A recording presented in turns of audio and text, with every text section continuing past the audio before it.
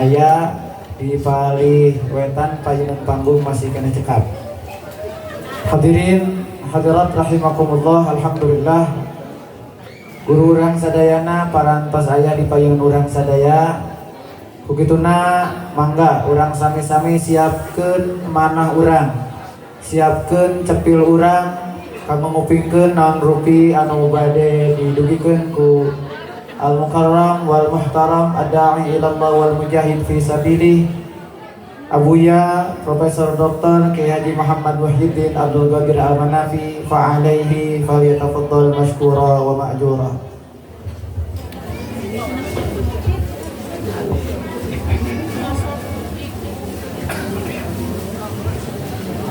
Assalamualaikum warahmatullahi wabarakatuh.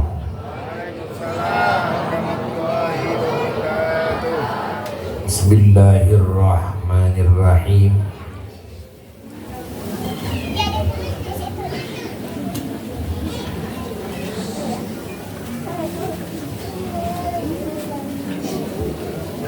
Alhamdulillahi rabbil alamin. Wa afdhalus salati wa atammut taslimi ala sayyidil awwalin wal akhirin sayyidina wa nabiyyina wa maulana Muhammad wa ala alihi wa sahbihi ajma'in.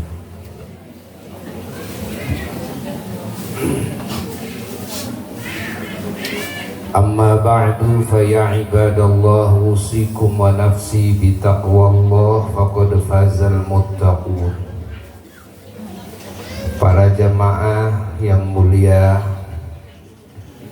dan segenap umat junjunan alam Kangjeng Nabi Muhammad sallallahu alaihi wasallam yang Abuya cintai, yang Abuya sayangi, yang Abuya doakan semua, semoga semua dijadikan ahli keselamatan, ahli kebahagiaan, ahli kemuliaan di dunia dan di akhirat, dan keluarga dan keturunan semua.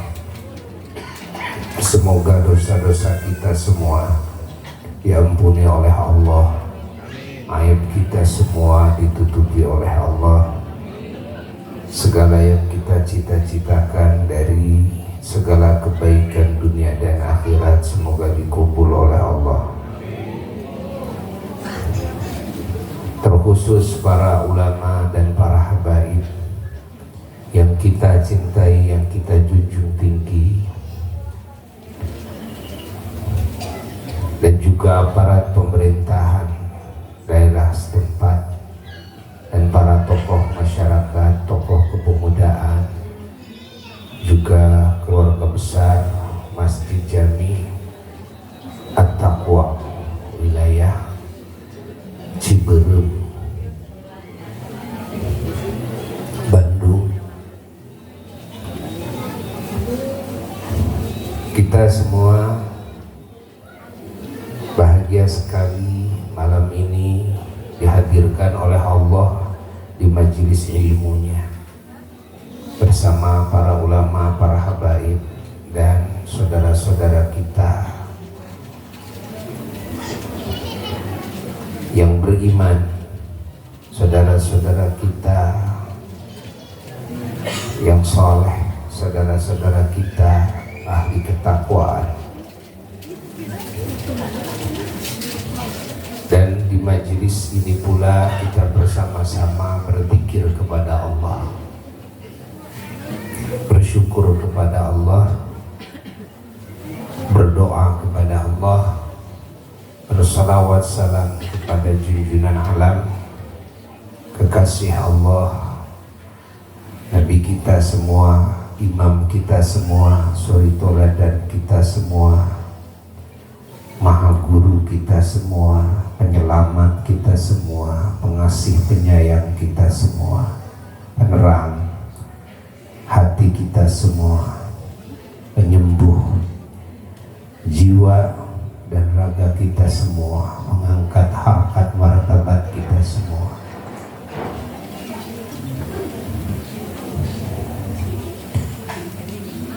membela kita semua, pendidik, pentarbiyah kita semua, penyelamat kita semua dari murkanya Allah, dari api nerakanya Allah, dari bencana-bencana pada hari kiamat, hari akhirat, dari bencana-bencana di alam kubur, dari segala kejelekan di alam dunia ini yang Allah jadikan juru penyelamat bagi semua manusia, semua bangsa jin yang ingin selamat. Dialah baginda Kanjeng Nabi Muhammad sallallahu alaihi wa alihi wasallam, sumber segala keagungan yang teragung, sumber segala keunggulan yang terunggul, sumber segala kebaikan yang terbaik, sumber segala kebenaran yang sempurna, sumber segala kewangian yang terwangi, sumber segala keterpujian yang paling terpuji. Dialah kekasih hati yang kita cintai, yang kita rindukan. Semoga kita bisa berkumpul bersamanya. Semoga kita bisa mimpikan beliau. Semoga kita bisa memandang wajah beliau dengan penuh ridho dari beliau. Semoga kita mendapatkan syafaat beliau. Semoga kita dikumpulkan kelak di akhirat di bawah bendera beliau. Semoga kita mendapatkan bagian bisa minum dari danau beliau. Semoga kita dimasukkan ke surga Firdaus A'la tanpa dihisab, tanpa diazab, tanpa mendapatkan celaan sedikit pun, dengan syafaat beliau, kasih sayang beliau, dan bersama beliau selamanya di surga. Dengan keagungan beliau kita memohon kepada Allah, dengan keagungan salawat salam kepada beliau kita berdoa kepada Allah.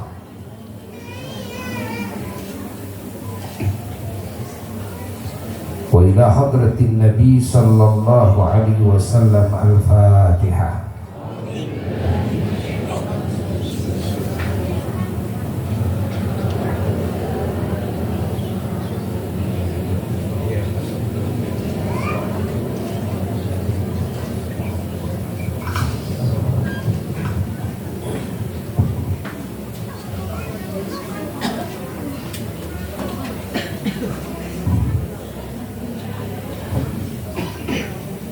Para jamaah yang mulia,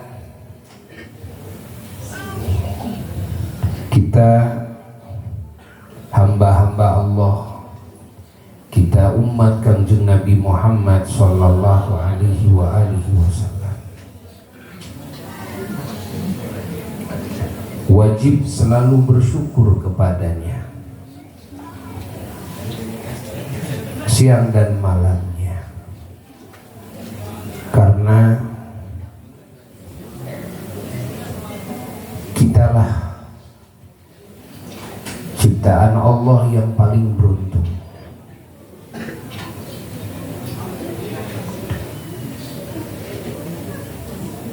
Dari deretan ciptaan Allah yang beruntung, kitalah yang paling beruntung. Siapa yang dimaksud dengan kita adalah yang dianugerahi iman, yang dianugerahi Islam. Yang iman Islam ini bermata rantai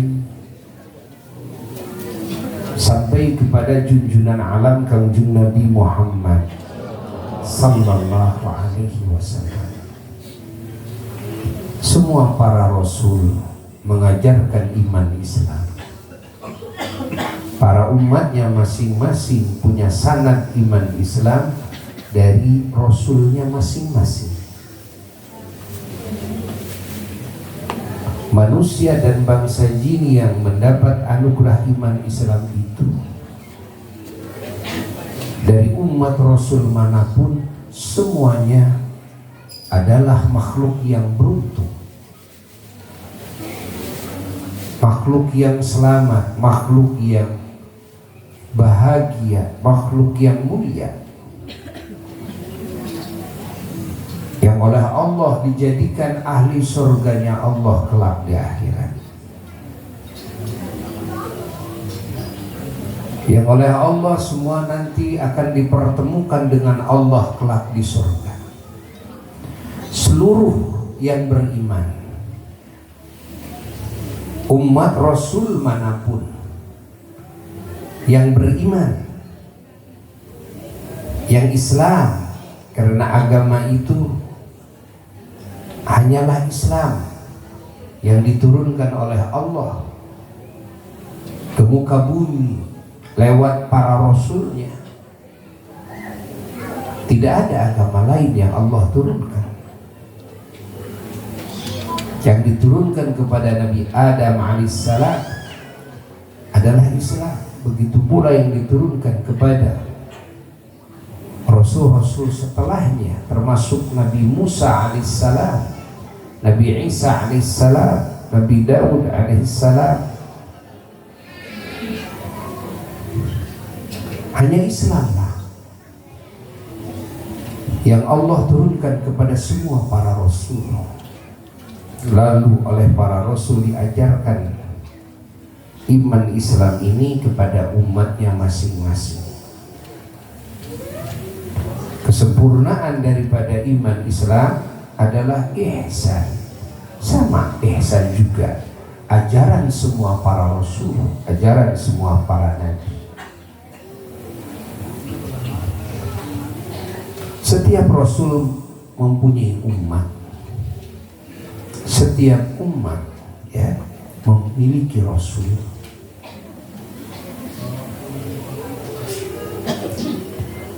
Kelak akan dikumpulkan dengan rasulnya masing-masing. Siapa yang beriman, siapa yang menjalankan Islam, siapa yang mengamalkan ihsan dari golongan manusia dan bangsa jin, semua akan dimasukkan ke surganya Allah.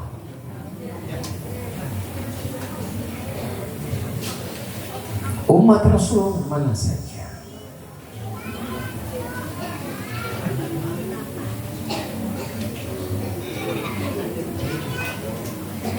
maka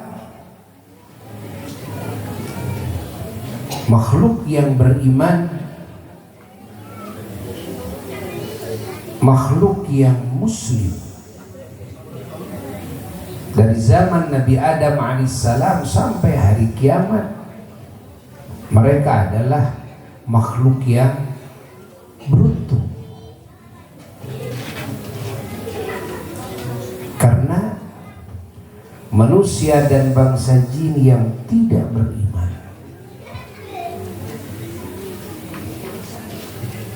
setelah datang ajakan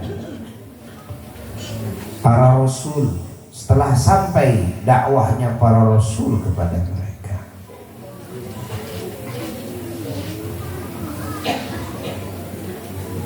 namun mereka tidak mau beriman. Mereka tidak percaya kepada Allah Ta'ala sebagai Tuhan yang hak. Mereka tidak percaya kepada para rasul Allah sebagai utusan Allah.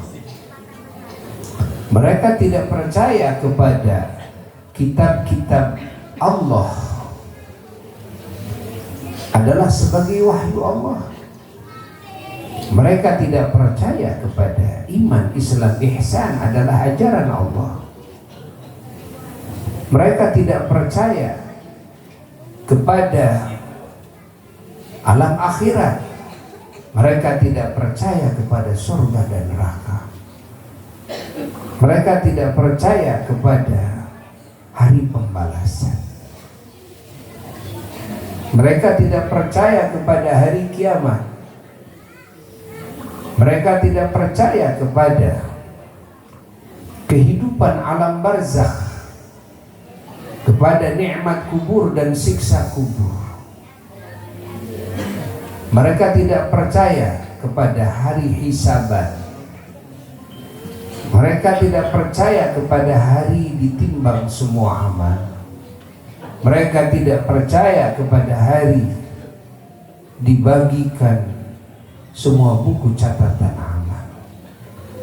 Mereka tidak percaya bahwa siang dan malam semua perbuatannya dicatat oleh malaikat pencatat.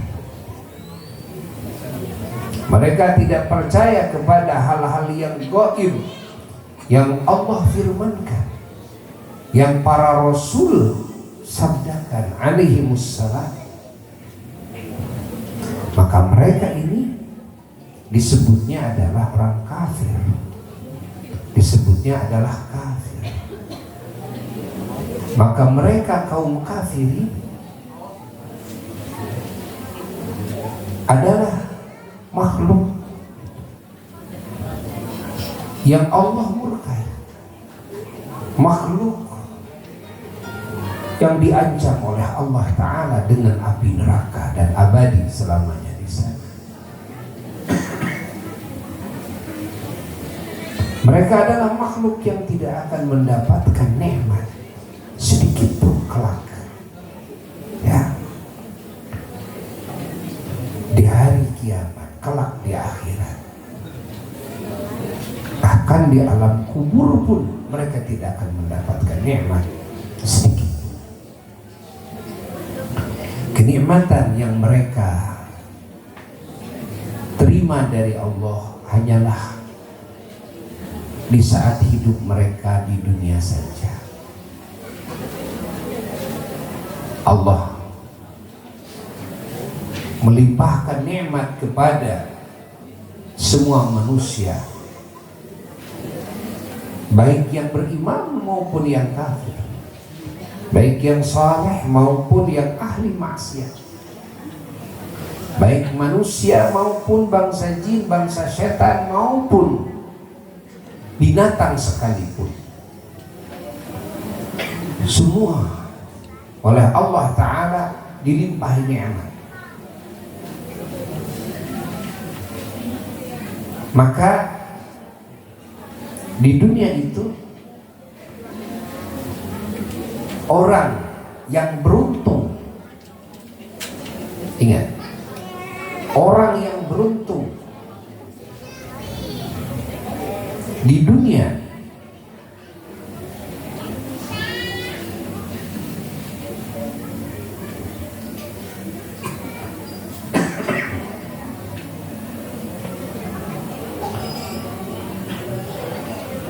sulit diukur dengan iman dan sulit diukur dengan Islam, sulit diukur dengan takwa.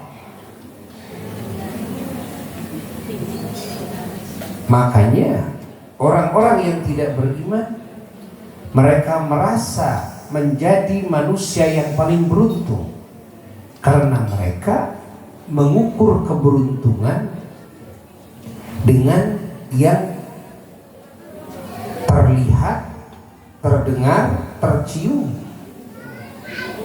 ya, terasa, teraba oleh panca indera.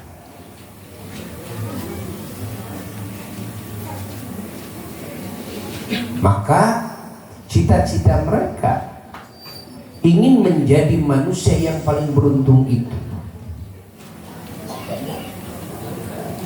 Mereka berjuang keras bagaimana dalam hidupnya menjadi orang yang paling kaya.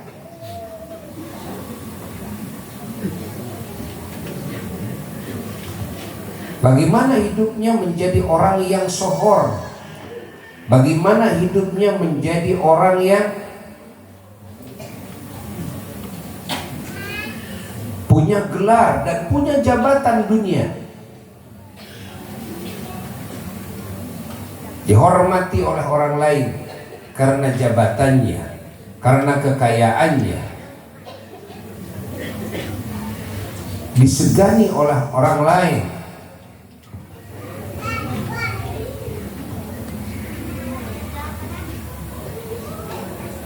Inilah cita-cita mereka.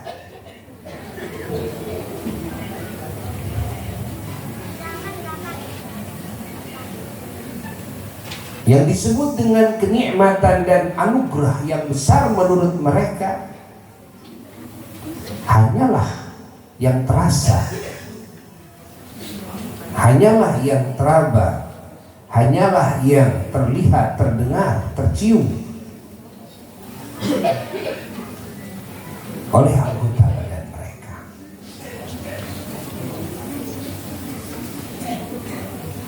Kesehatan, kecerdasan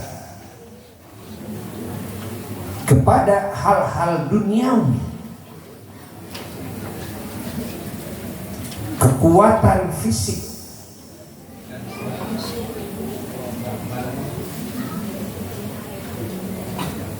kegantengan, kecantikan, kemewahan, banyaknya duit, rumah yang mewah, mobil yang mewah, luasnya tanah. Ini yang menjadi kejaran mereka orang-orang yang tidak beriman. Karena ukuran keberuntungan mereka hanyalah di situ.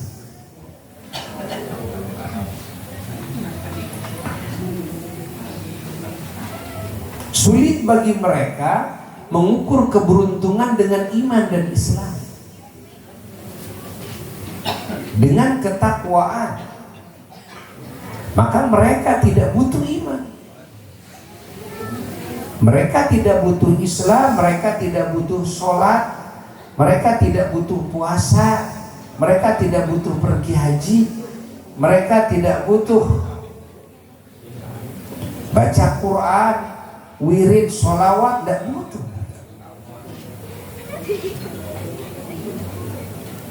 Hidupnya dihabiskan untuk mencari yang tadi.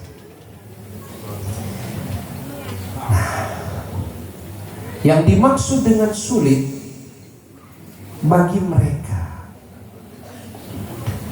Adapun bagi orang-orang yang dianugerahi iman, dianugerahi Islam, sebetulnya anugerah iman Islam ini anugerah terbesar, terhebat, yang nyata, yang mereka menganggap tidak ada. Apa keberuntungan iman? Apa keberuntungan Islam? Apa keberuntungan sholat, saum, dan istilah orang Sunda, kerenaun sholat kabugus-gugus tuur kadadas-dadas tara. Kerenaun puasa bari sabulan dan ngalapar-laparkeun maneh. Kerenaun ini ke Mekah mau ngahaji nyape-nyape maneh beak duit mah. Buat apa dikit-dikit syukuran duit beak dipakai syukuran. Buat apa sering hadir di majelis ilmu, pesantren, keluar biaya yang banyak, ya, menguras pikiran.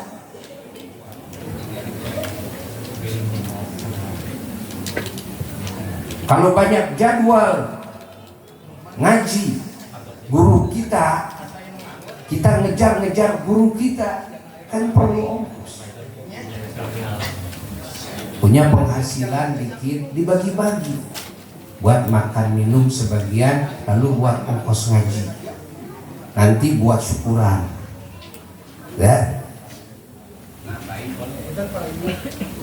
Nanti juga buat pergi haji. Sama orang-orang yang kafir tidak terfikirkan keberuntungannya, tidak terbaca kemuliaannya, kehebatan anugerah ini nggak terbaca oleh mereka. Tapi bagi orang-orang yang beriman, bagi orang-orang yang bertakwa, ini adalah anugerah yang terbesar, yang sangat nyata sekali, yang sangat nyata sekali.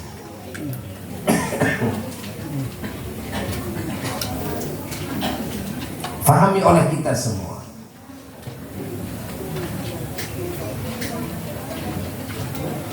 Kenapa disebut anugerah yang terbesar, yang sangat nyata sekali?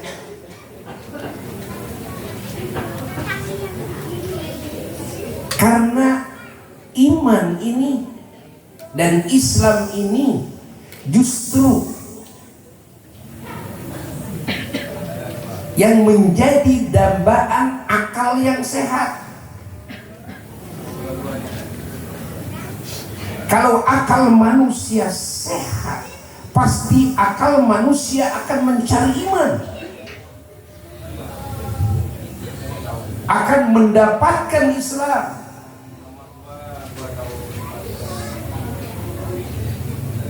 Fahami oleh kita semua.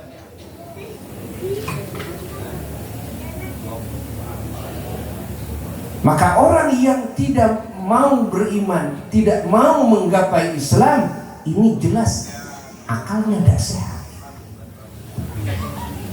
Di akalnya ada sesuatu. Kalau sehat pasti dia mencari iman. Karena iman itu, ya, sesuatu yang menjadi dambaan akal yang sehat. Iman juga, Islam juga menjadi dambaan hati yang sehat. Kalau hati manusia sehat, pasti akan mendambakan iman, mendambakan Islam.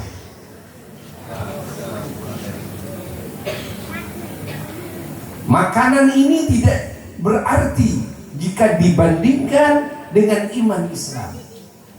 Uang jadi tidak berarti jika dibandingkan dengan iman Islam. Kegantengan, kecantikan, kecerdasan, jabatan dunia, ya, kegagahan, kesohoran, gelar-gelar dunia, pengetahuan tentang dunia, semua menjadi tidak berarti ketika dibandingkan dengan iman dan Islam. Semua jadi tidak berarti.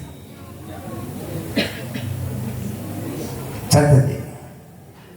Benar bahwa sehat ini adalah nikmat yang mahal. Benar bahwa hidup ini juga anugerah yang mahal. Benar bahwa makanan, minuman, ya, yang enak, yang sehat, yang bersih, ini anugerah yang mahal. Benar bahwa kekuatan, kecerdasan, kemudahan, kegantengan, kecantikan, ya, penghormatan orang lain kepada kita, ini adalah anugerah yang besar. Benar bahwa kita banyak duit, kita punya rumah yang bagus, nyaman, enak, kendaraan juga begitu. Ini adalah anugerah yang besar, benar. Kita wajib mensyukurinya. Namun anugerah ini, yang ini menjadi cita-cita puncak orang-orang yang tidak beriman, ketika dibandingkan dengan iman dan Islam, menurut pandangan orang-orang yang beriman, orang-orang yang Islam, itu semua menjadi tidak ada apa-apanya. Yang termahal adalah iman dan Islam. Yang terhebat adalah iman dan Islam.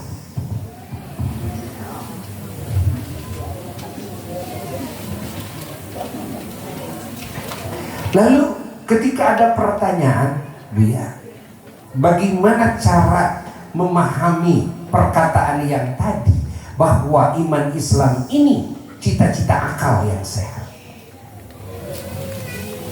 Mereka akan berakal sama. Mereka tidak mencita-citakan iman Islam.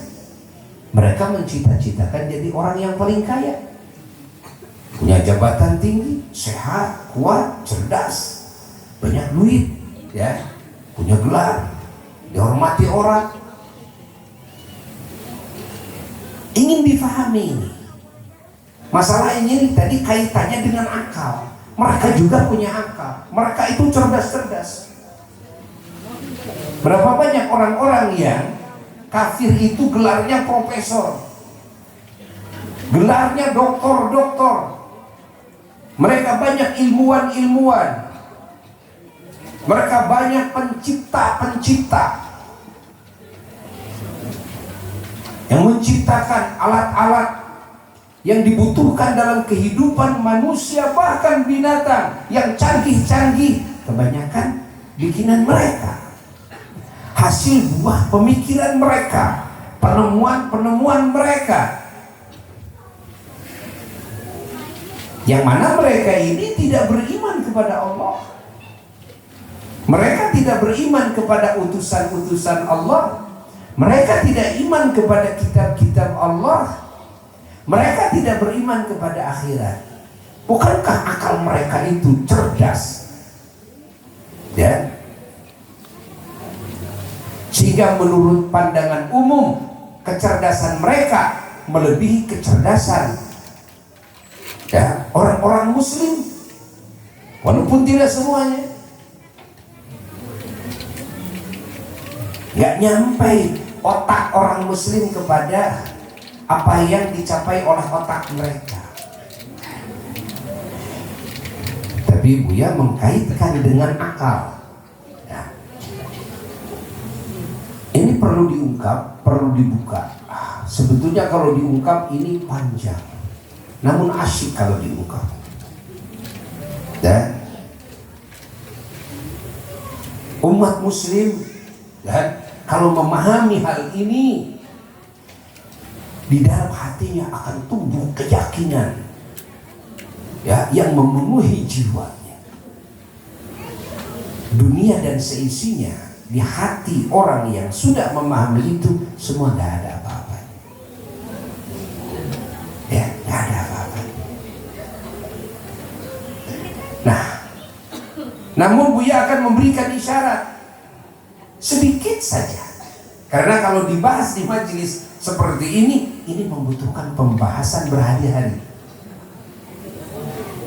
karena berkaitan dengan kebenaran apa yang Allah firmankan, ya, ingat, bahkan yang sesuai dengan penemuan-penemuan para ilmuwan saat ini.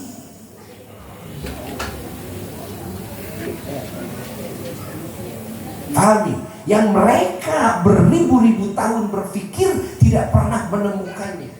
Tapi kan, wahyu Allah sudah menyatakan begitu. Sekarang baru ketahuan. Oh, kan, padahal sudah ribuan tahun yang lalu. Nah, sekarang sedikit saja, ya, Buya akan memberikan isyarat. Buya akan bertanya kepada siapapun yang berakal, kalau akalnya sehat, pertanyaan yang sangat mendasar. Yang pertanyaan ini merupakan titik dan tolak ukur. Ingat, titik dan tolak ukur ini manusia memahami dan iman dan Islam ini anugerah terbesar atau tidak memahaminya. Dari situ mulainya. Dari situ mulainya. Apa pertanyaannya? Coba jawab oleh semua yang hadir. Buya mau bertanya ya. Semua kita ini punya akal semuanya. Jawab oleh semuanya. Mungkinkah ini semua ada tanpa ada yang menciptakan? Jawab. Hah?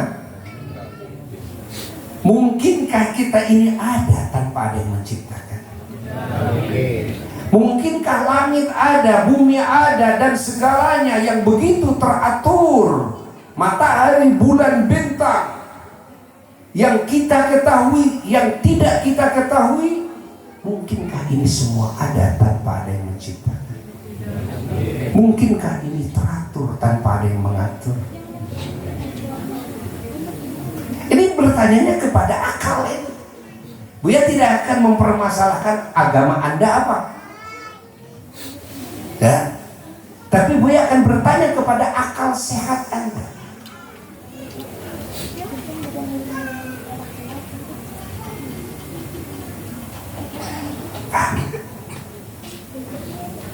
Akal ini semua sepakat adalah satu perkara yang ada pada tubuh manusia ini, ya, yang mana dengan akal kita bisa menemukan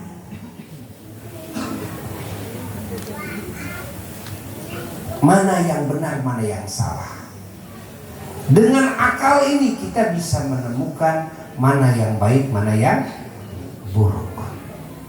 Dengan akal kita bisa menemukan segala faktor penyebab kebaikan, segala faktor penyebab keburukan, segala faktor penyebab selamat, segala faktor penyebab celaka, segala faktor penyebab kemuliaan, segala faktor penyebab kehinaan, segala faktor penyebab keberuntungan, segala faktor penyebab kerugian. Hanya akal. Sepakat itu semua. Kita tidak berbicara agama. Ini berbicara akal.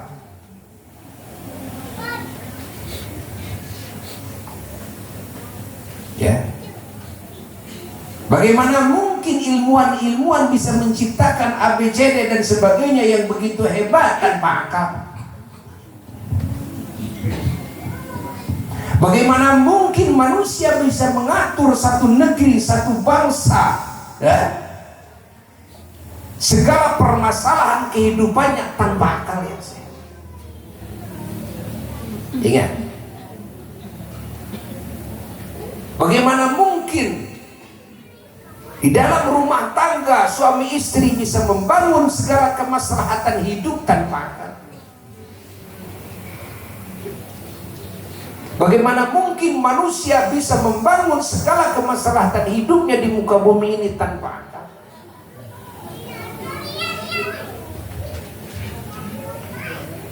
Maka akal ini adalah seperti raja dalam tubuh kita, di mana mata, telinga semua manut ke akal. Hidung, lisan, tangan, kaki semua manut ke akal.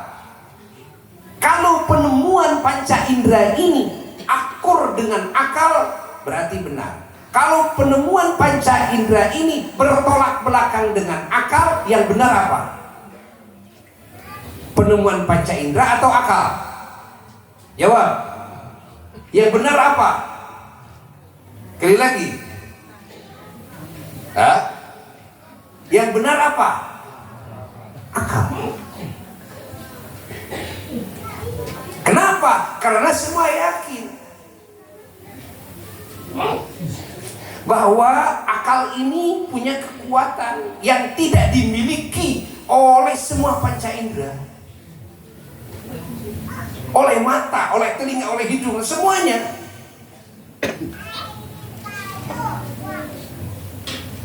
Ini panca indera ini ada batasan-batasan yang sangat istilahnya pendek, tapi akal ini sangat luas. Sangat luas sekali jangkauannya. Mata pendek jangkauannya, telinga pendek jangkauannya, hidung pendek jangkauannya, semuanya pendek jangkauannya, tapi akal sangat luas jangkauannya. Walaupun mata memerah, memejam, ya, walaupun telinga ditutup, ya, walaupun diem, kaki tidak bergerak, tidak melangkah, ingat, tapi akal bisa pergi jauh dia. Akal bisa mendeteksi yang sangat luas sekali. Subhanallah, ini hebatnya akal. Walaupun tangan diringkus, ya, dimasukkan ke dalam kamar yang sempit, tapi akal bisa menemukan sesuatu yang sangat luas sekali. Itulah akal. Bukankah ini sepakat semua yang berakal? Sepakat tidak? Oke. Kalau sudah sepakat, pertanyaan yang tadi diulang lagi, ya, apakah kita semuanya menurut akal? Jawab oleh akal, ya, semua yang ada ini mungkinkah menurut akal yang sehat ini ada tanpa ada yang mengadakan? Tidak mungkin. Ketika merem, ya, nggak kelihatan ada gelas, ada kopi. Begitu membuka kelopak mata, tiba-tiba kelihatan, waduh, ada kopi di depan kita. Saya mau tanya kepada akal Anda, mungkinkah menurut akal Anda kopi ini ada tanpa ada yang mengadakan? Tidak mungkin kan? Pakaian kita, semuanya, ya, makanan, minuman, ini rumah-rumah, mungkinkah tiba-tiba ada rumah jelek tanpa ada yang mengadakan? Kita melihat kendaraan, melihat apa saja, mungkinkah ini menurut akal tanpa ada yang mengadakan? Tidak mungkin. Artinya akal memastikan harus ada yang menciptakannya.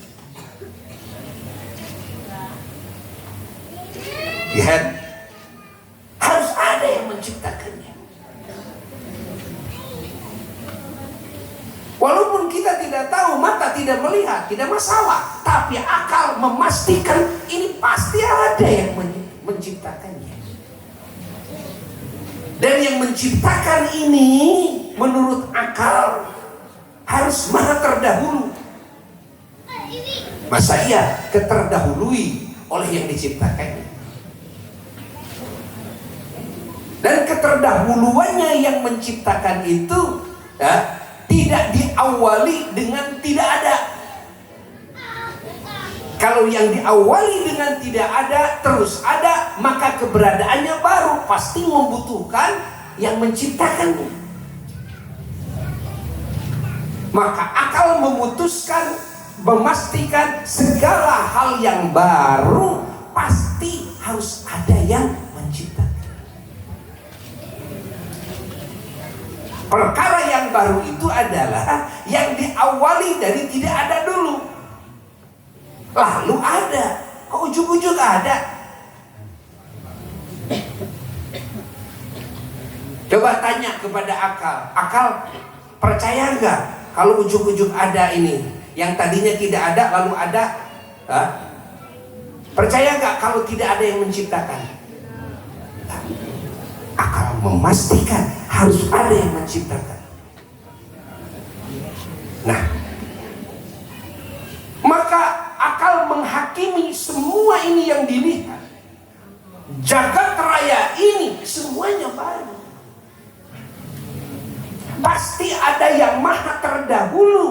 menciptakan ini.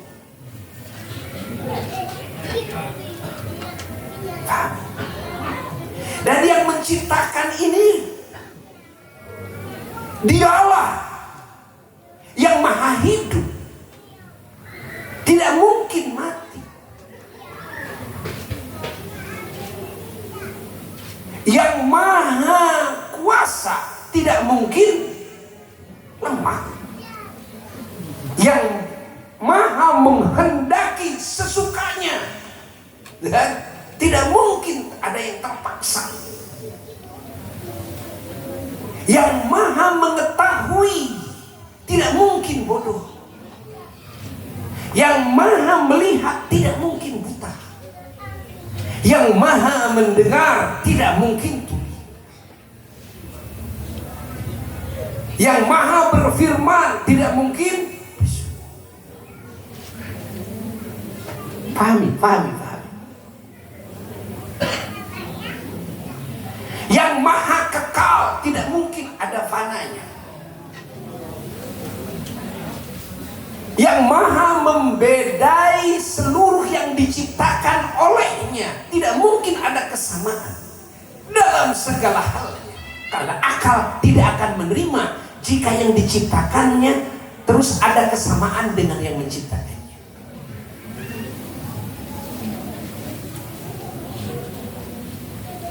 Akal memastikan ada, itu ada. Tapi kata akal, saya tidak tahu siapa dia.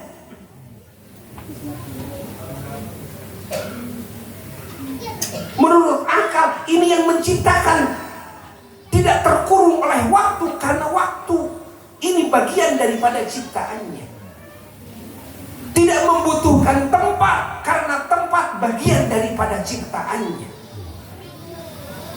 Tidak membutuhkan semua yang diciptakan olehnya, karena tidak mungkin sang pencipta membutuhkan kepada apa yang ia ciptakan.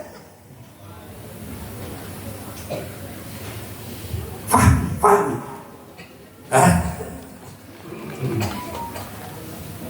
Bagaimana menurut akal? Adakah dia? Ada. Yakin, tapi kata mata saya tidak melihatnya. Biarpun kamu wahai mata tidak melihat pun, namun kata akal saya menemukannya. Pasti. Ya. Kata telinga saya tidak pernah mendengarnya. Kata hidung saya tidak pernah menciumnya. Kata lidah saya tidak pernah mencicipinya. Ya. Kata tangan saya tidak pernah merabanya. Biarpun kalian tidak pernah menemukannya, namun kata akal ini pasti saya temukan ini. Saya temukan ini, keberadaan sang pencipta ini.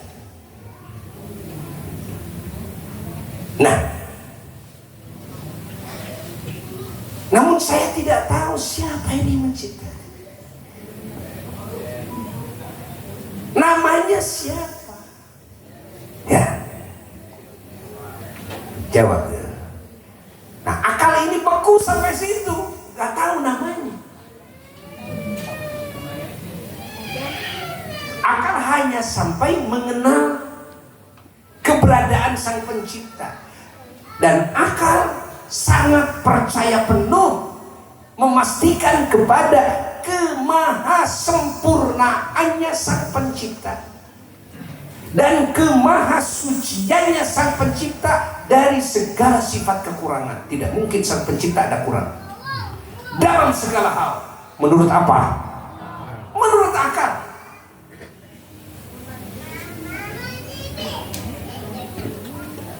Maka setelah itu baru berkembang. Ketika akalnya terus memikirkan itu, maka akal ini pasti akan merindukan sang pencipta. Akal ini pasti akan bersandar kepada sang pencipta. Akal ini pasti ingin bertemu dengan sang pencipta, ingin dekat dengan sang pencipta. Dan akal ini meyakini Tidak ada kemuliaan yang hakiki kecuali bisa dekat dengan Sang Pencipta. Tidak ada keberuntungan yang hakiki kecuali bisa dekat Sang Pencipta, bisa kenal dengan Sang Pencipta. Tidak ada keberuntungan yang hakiki kecuali bisa mendapatkan cintanya Sang Pencipta, kasih sayangnya Sang Pencipta. Tidak ada pertemuan teragung kecuali pertemuan makhluk dengan Sang Penciptanya. Siapa Sang Pencipta ini? Akal terus melayang-layang mencari tahu bagaimana caranya saya ingin bertemu dengannya. Semua alam semesta, jangankan duit, jangankan bumi ini, diri saya saja tidak ada nilainya. Hidup saya, roh saya, tidak ada apa-apanya di hadapan Sang Penciptanya. Bumi, langit yang begitu megah, semua tidak ada apa-apanya di hadapan Sang Penciptanya. Dan tidak mungkin menurut akal yang sehat bahwa ini yang diciptakan punya kekuasaan sendiri tanpa dikuasakan oleh Sang Pencipta. Tidak mungkin ini yang diciptakan oleh Sang Pencipta punya kekayaan tanpa dikasih oleh Sang Pencipta. Tidak mungkin ini semua yang diciptakan punya kehendak sendiri tanpa diciptakan kehendaknya dan dikehendaki oleh Sang Pencipta. Dan tidak mungkin ini semua yang diciptakan, ingat, punya kekuasaan sendiri, punya keinginan sendiri, punya pengetahuan sendiri, punya penglihatan, pendengaran sendiri. Ingat, tanpa diciptakan, tanpa dikehendaki oleh Sang Penciptanya. Tidak mungkin. Tidak mungkin. Jadi alam semesta ini punya kekuasaan apa menurut akal yang sehat? Jawab. Punya kekuasaan apa? Yang keras jawabnya. Tidak punya. Semua alam semesta ini punya kepemilikan apa menurut pandangan akal yang sehat?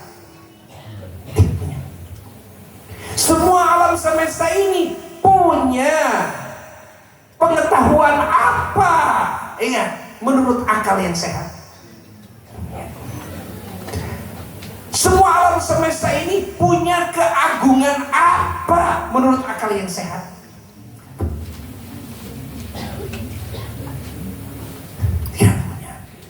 Saya tidak berbicara tentang agama, tapi saya berbicara dengan akal yang sehat.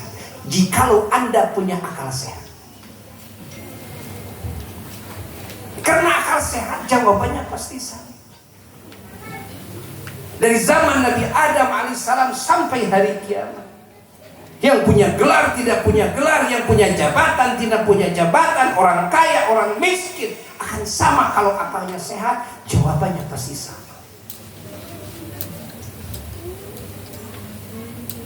Maka akal yang sehat tidak mungkin mau bersandar kepada ciptaan, meninggalkan yang menciptakannya.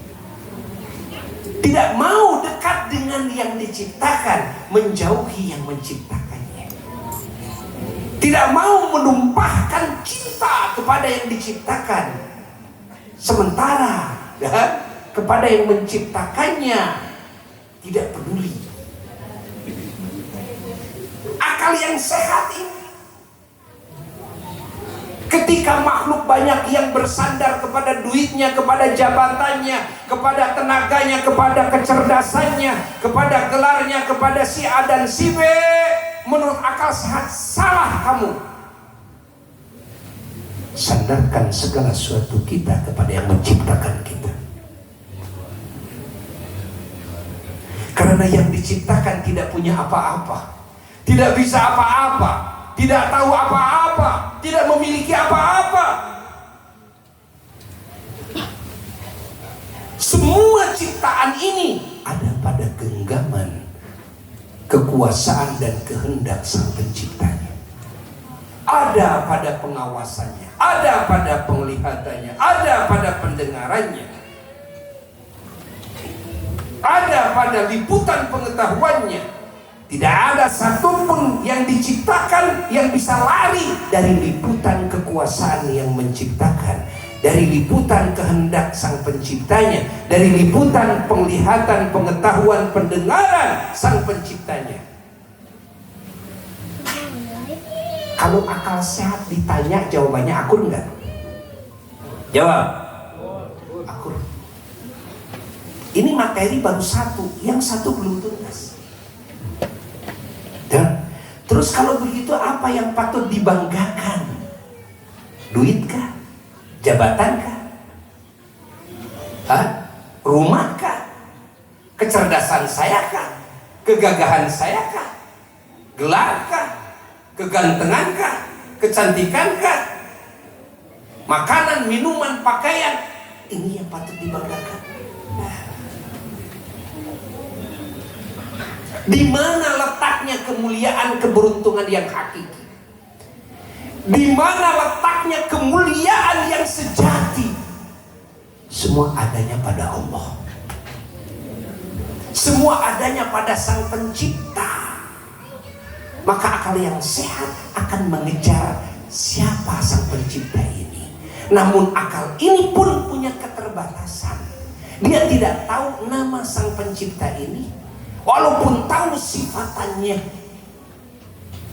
Datanglah utusan-utusan Allah yang diutus oleh Allah untuk memberitahu akal manusia dan bangsa jin bahwa yang sudah kalian temukan menurut akal sehat kalian namanya adalah Allah. Waduh, kalau begitu tiada Tuhan kecuali Allah. Menurut siapa? Akal, kita terjek akal. Waduh, kalau begitu la haula wala quwata illa billah.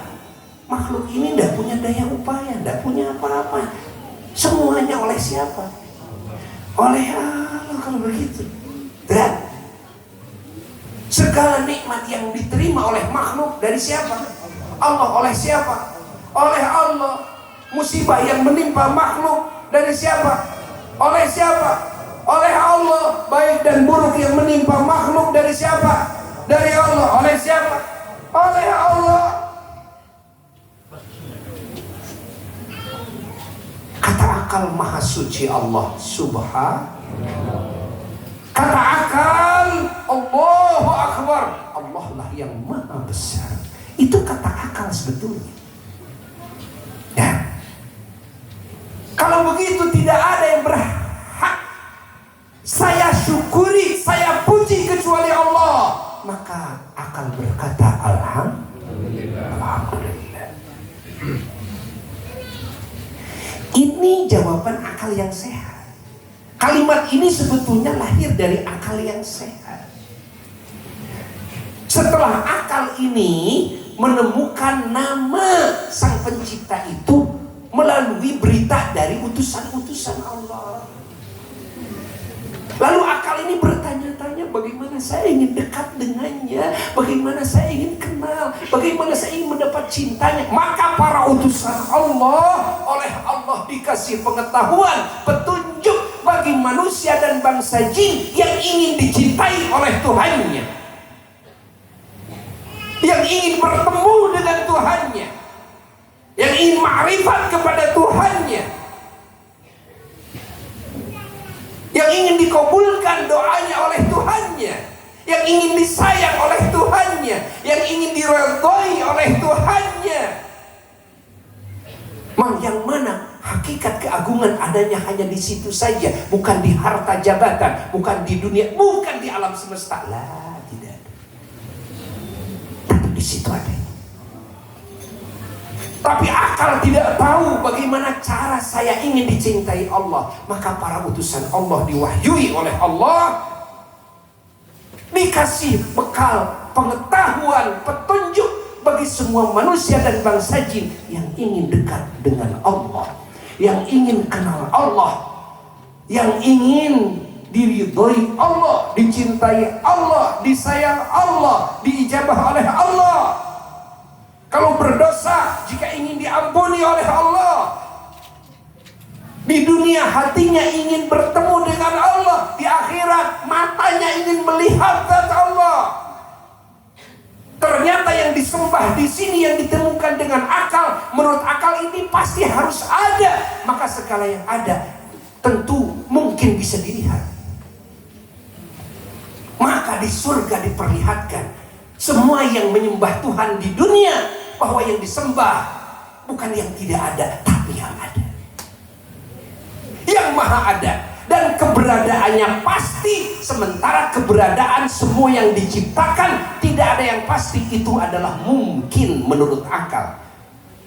Kenapa ini ada semua? Karena yang menciptakan menghendaki mengadakan. Andai yang menciptakan tidak menghendaki mengadakan, tidak mungkin bumi langit ini ada. Paham tidak? Paham tidak? Menurut apa ini? Menurut akal. Maka semua yang diciptakan semuanya mungkinat menurut akal. Ini semuanya mungkin. Tahta masyiatillah, semua di bawah kehendak Sang Pencipta. Ini ada ya karena diadakan. Kelak bumi ini dan langit akan disirnakan, ya memang. Dan semuanya kembali kepada kehendak yang menciptakan. Pahami oleh kita semua. Maka cara untuk mendekati Allah, bertemu dengan Allah, meraih cinta Allah, ini melalui Rasul. Tidak bisa menurut akal. Akal tidak bisa. Bagaimana cara saya ingin bertemu? Tidak bisa. Maka para Rasulullah yang dikasih tahu. Dan para Rasul yang lebih tahu bertemu dengan Tuhannya, hatinya. Dan para Rasul yang lebih tahu ingat kepada Tuhannya, para Rasul yang maha dekat dengan Tuhannya, yang sudah mendapatkan cinta Tuhannya, ridha Tuhannya, sayang Tuhannya, yang dikabulkan doanya oleh Tuhannya, hatta khawarikul adat terjadi ya di tangan para Rasulnya Allah. Ingat, dibuktikan oleh para Rasulnya Allah. Mukjizat itu bukti Allah itu ada, bukti Allah itu maha dekat, bukti Allah itu maha melihat, bukti Allah itu maha mendengar, bukti Allah itu maha kuasa. Dibuktikan melalui mukjizat. Yang selanjutnya terus diajarkan oleh umat yang menerima ajaran ini, maka bertemulah akalnya dengan Tuhannya. Mengetahuilah akalnya kepada bagaimana cara untuk bisa dekat dengan Tuhannya.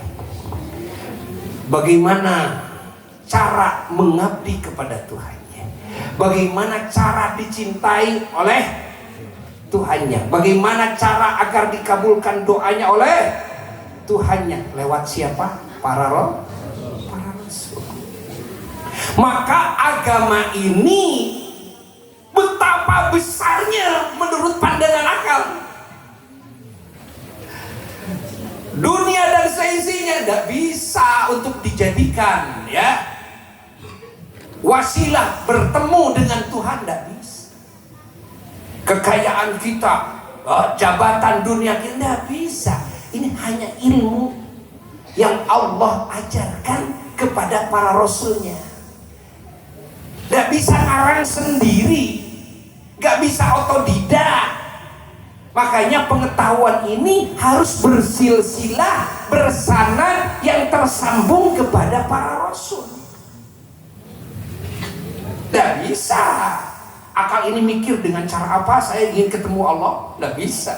Saya dengan cara apa ingin dicintai Allah. Tidak bisa. Faham?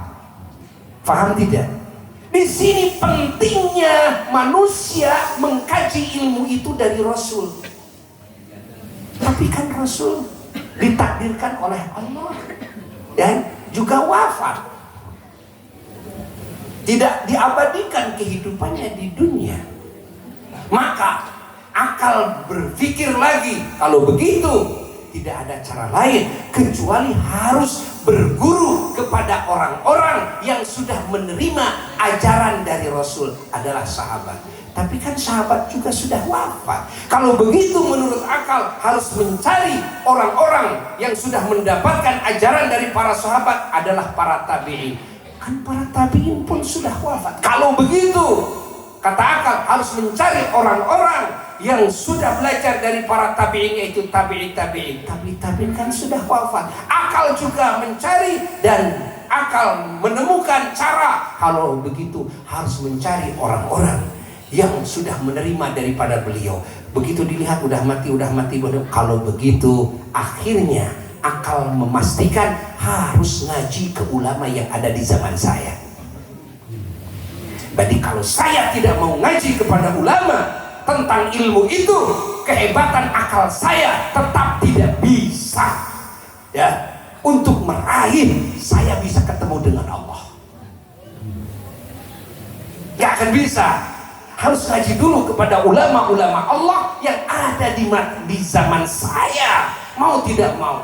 Maka ngaji kepada ulama adalah ini sebagai buah pemikiran akal yang sehat, walaupun tanpa dalil Quran dan hadis. Maka orang yang bisa hadir di majelis ilmu, dia meyakini akalnya, saya sekarang mendapatkan anugerah terbesar ketimbang dunia dan seisi.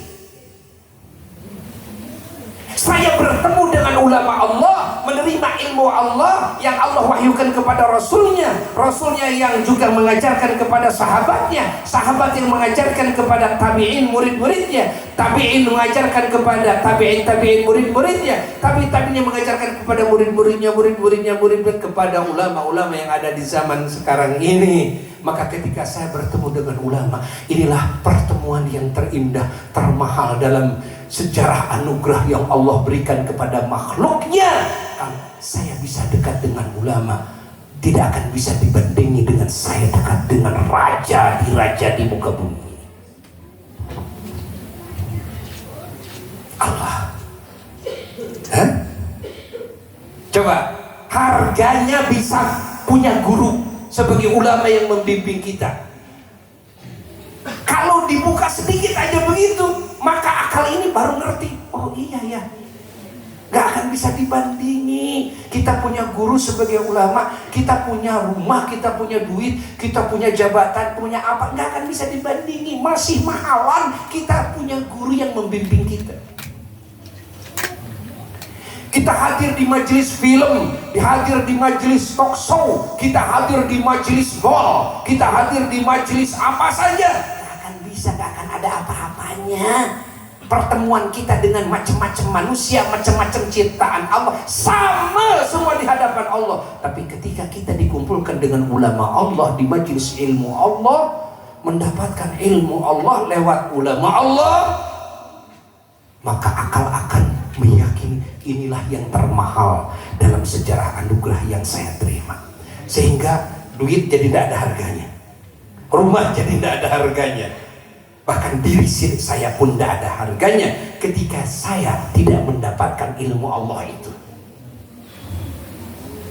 Apa arti kegantengan saya? Apa arti kecantikan saya? Dipoles, diglowing, tetap saya akan mati.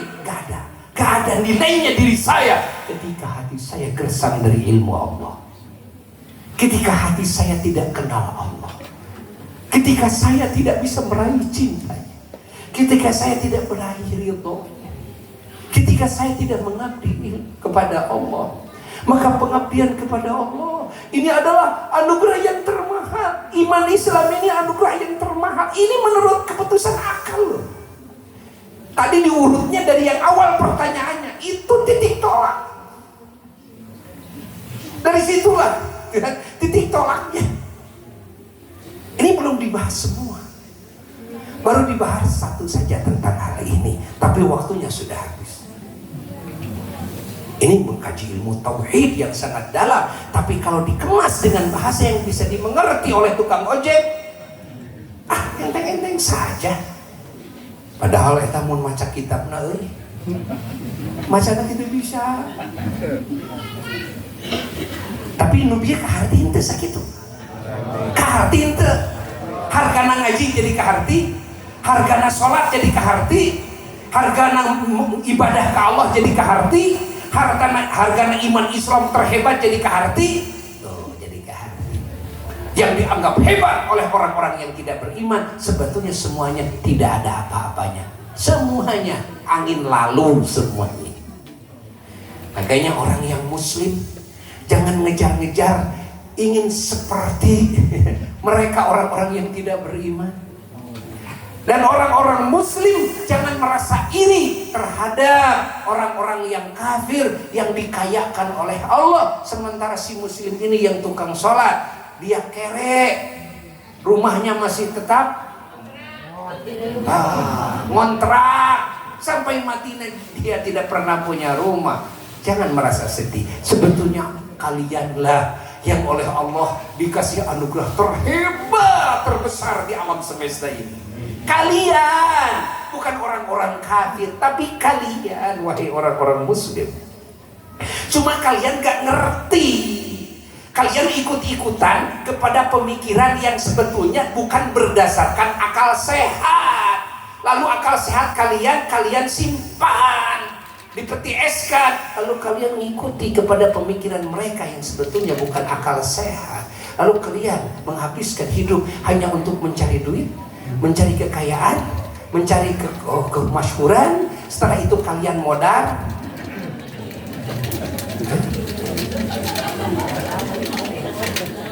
ditinggalkan semuanya, ditinggalkan semuanya. Apa arti yang kalian usahakan, yang kalian cita-citakan, kalau itu semua akan kalian tinggalkan dalam waktu yang singkat? Geus boga kapal, geus boga mobil, geus boga itu, geus ieu. Paeh we. Aisyah atuh kamari nanaonan ka capek-capek. Mending kene imah ngontrak euy. Daripada ripuh-ripuh ayeuna hayang boga imah sorangan geus kitu maneh modal. Mending kene ngontrak teuning teuing aing mah ninggalkeun imah, da imah batu.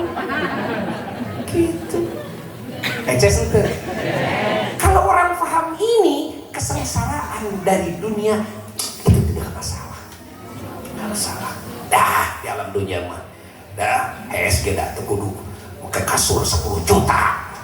Cek tukang beca aing mah ngarengkol dina jok beca ge. Dah tibra. Gitu bener euy. Bener gitu kan bener. Ieu mah modalan HS unggul selain mah kudu buka kasur 10 juta. Kan nggak modalan HS unggul, kita bisa HS wae, dah utang kan nggak bayar, ditagih wae ku pinjol, urut kasur teh, innalillahi wa inna ilaihi raji'un. Anu kitu teh maneh teh jelema panggoblok-goblokna. Ini arti, masa tidak dimengerti menurut akal? Ini kan berbicara akal. Oke, sekarang saya tidak akan berbicara Quran dan hadis, berbicara akal saja. Itu dimengerti nggak barusan? Tenges, geus kaharti mah. Ayeuna mah tinggal darat sing daek ngaji euy. Teu daek ngaji, ulah dilebar hirup teh dipake main chattingan we. Nyol HP sia. Ngobrol tadi tuh ulin, gapleh, catur, modar sia. Lain gitu, selain gitu. Pakai ngaji ka ulama, aya ulama udah kurang ngaji sok kurang fahami ilmu Allah, amalkeun sing getol ibadah dina hirup. Dahar mah saya mah lila ieu mah di alam dunia. Imahkeun bae lah kontrakkeun mah lila ieu lah. Mah lila ieu. Pamajikan teu perlu gelis-gelis teuing ye. Kan nyeri-nyeri sakarat euy. Dek sakarat nyeri pamajikan geulis wah aing bae bareng dikawin ku tatanggang ge. Kayak gitu mah orang ninggalkan pemajikan tepati gelis teh teuninang teuing. Pemajikan ayeuna ge teu geulis. Itu eces ya Jan? Geus. Ieu teh kakarak berbicara tentang akal, belum berbicara tentang bagaimana fungsi agama yang begitu hebat dalam kehidupan. Cukup ya ge mah cukup ku sababaraha poe. Ngebahas ieu teh mah cukup. Kumaha ayeuna kapanggih? Ayeuna mah melalui penemuan para ilmuwan. Waduh, dina Quran teh geuningan ayeuna kapanggihna teh kan dawuhan Allah kieu kakara kapanggihna ayeuna cek pengetahuan pada hati baheula ku Allah mah disebutkeun jelema anu muslim geus iman ti baheula geus ngajarankeun ti baheula ieu mah kakara geuningan gitu kan. Alhamdulillah geus we sakitu heula nya urang teu dihandelem sieum tunda dihanjuang siang sapunyere pegat simpai paturai patepang deui satea acan rengse buya rek ngondang ka sadarea hiji ngondang baturan buya ngaji bisi keburu modar sia unggal malam kemis unggal malam kasimpa tapi ya bawa kitab Tanwirul Qulub, kitab Tafsir Sawi, kitab Mafahim Yajibu Antu Sohah karangan Sayyid Muhammad Alwi Maliki sareng kitab Al-Insanul Kamil eta mati awal 8 itu kajang 10 ngaraji pan hayang bagja teh hayang bagja sebener-benerna gitu tah eta ngaji ya malam Rebo ayeuna bade aya kasumpingan salah seorang ulama besar Tiaman Pagersana Al Habib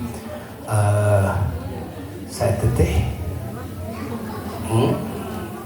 Al Habib Muhammad bin Abdullah Al Idrus utusan Pagersana guru mulia Al Habib Umar bin Hafid ya anjeunna bade ngayakeun multaqo pertemuan ulama di Jawa Barat teh ayeuna mah tempatnya di Pasantren Al Futuhat di Cicalengka naon di Garut tidinya wengina malam Rebo aya tabligh akbar di Simpang di Pasantren malam Rebo ayeuna diaturan sadayana hadirnya nah kitu ka sadayana oge doakeun buya ku sadaya nya buya teh sing deukeut jeung pangeran sing menang ridho pangeran menang pamangpura pangeran sing dipikeun cinta ku pangeran daruakeun ku sadaya ya buya ge ngadoakeun keur sadaya sing barakja juga barakja akhirat selamat dunia selamat akhirat mulia dunia mulia akhirat palayan keagungan junjungan alam Rasulullah sallallahu alaihi wasallam ila hadratin Nabi sallallahu alaihi wasallam al-Fatihah.